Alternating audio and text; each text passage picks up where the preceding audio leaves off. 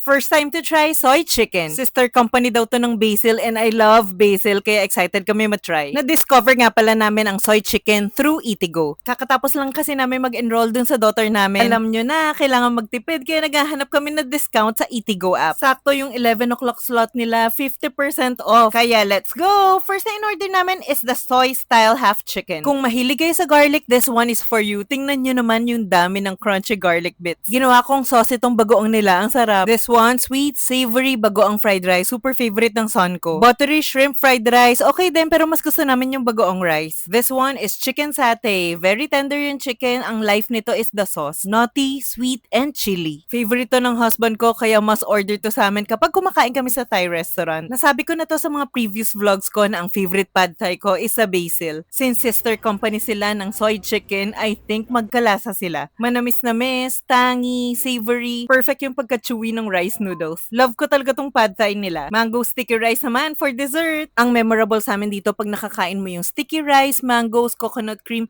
with the roasted sesame. Level up kapag may roasted nutty flavor. Sana dagdagan pa nila. Next visit namin, I'll definitely order the chicken, bagoong rice, pad thai, and this mango sticky rice. Lalong sumasarap kasi nakakain kami dito at 50% off. Kaya if you wanna try soy chicken also, book na via Eatigo app.